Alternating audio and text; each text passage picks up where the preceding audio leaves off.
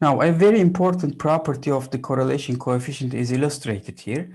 As you recall, I had said correlation is not an absolute measure in the sense that it can take any value between negative infinity and infinity. Uh, Covariance is also similar. There is no really range of covariance. So you can't really compare two distinct pairs of random variables in terms of resemblance. But when it comes to correlation coefficient, observe this. Write this expectation, okay, as it is defined as the square of an expression, it's definitely non-negative, okay? And then expand this, x1 minus mean of x1 squared divided by variance of x1 plus 2 times this term divided by the product of standard deviations plus, okay, square of this term here. And of course, I have three terms here, which I can separate due to the linearity of expectation. And if you look closely, the first term is the variance of x1 divided by, again, the variance of x1. Also, the third term, this will be the variance of x2, and this already the variance of x2. Okay, so here I have one, and I have another one here, so I have two. And the term in the middle, that is 2 times expected value of this divided by this product. So that is, if you remember the definition of covariance, this here will directly translate the covariance. So this is 2 times the covariance between x1 and x2 divided by the standard deviations. And by definition, this ratio here is the correlation coefficient. So this is 2 plus 2 times the correlation coefficient, okay, as this is given by greater than or equal to 0. If you arrange this, you get the correlation coefficient uh, bounded from below by -1. Okay, so it cannot be like -2. Okay, it's -1 is its absolute minimum value it can take. And if we apply the same with this plus sign here, change to negative sign, you will obtain 2 minus 2 correlation coefficient greater than or equal to 0, which will give you correlation coefficient, sorry, less than or equal to 1. Okay, this, you combine them together, what you get is this. Okay, so now you see correlation coefficient is an absolute measure. It's an absolute scale. It's always between -1 and +1. Okay, it doesn't get affected by the mean of the distributions. It doesn't get affected by the variance of the distributions because we already scaled them by the standard deviations.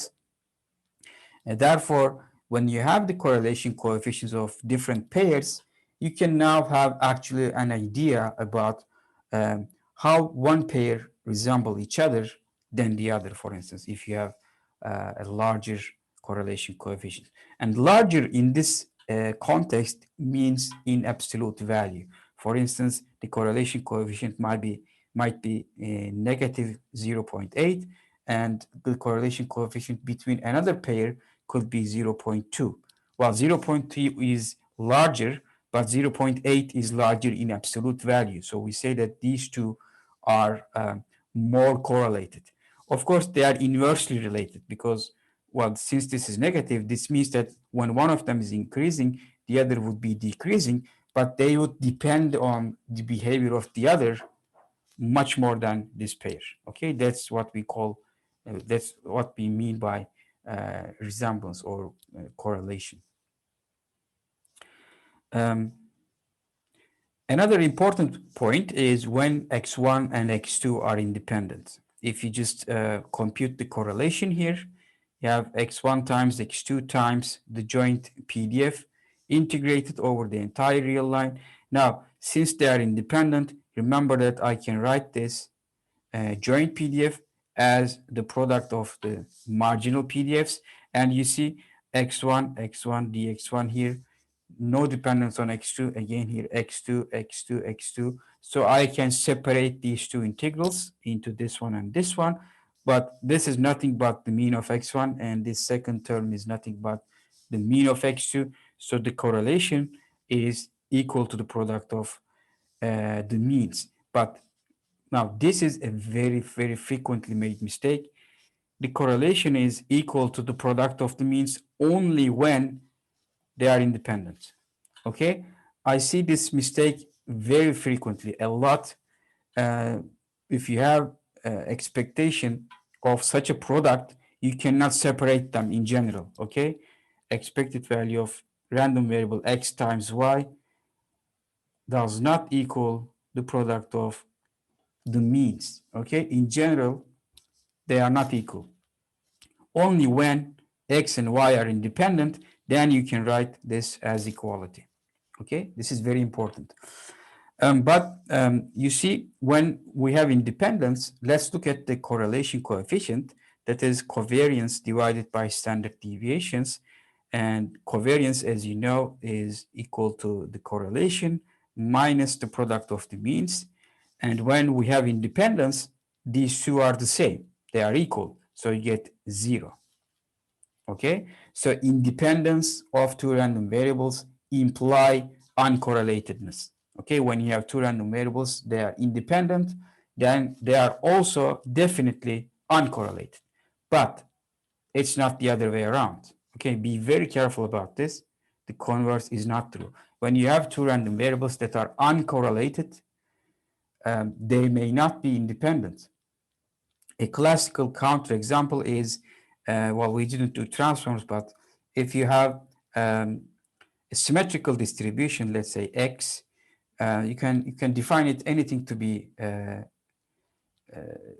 symmetric around the origin. Let's say this is uniform between -1 and 1. Okay, and if you define y as square of x, okay, you would see that x and y are uncorrelated, but definitely not independent, because one of them is defined by the other, so they cannot be independent, but they are uncorrelated. Um, to see how they are uncorrelated is we need to study functions of random variables, which we didn't do yet, but it's not that difficult to show. But the point here is, when you have independence, you definitely have uncorrelatedness, but it doesn't go the other way. If you have uncorrelatedness, it may not lead to independence.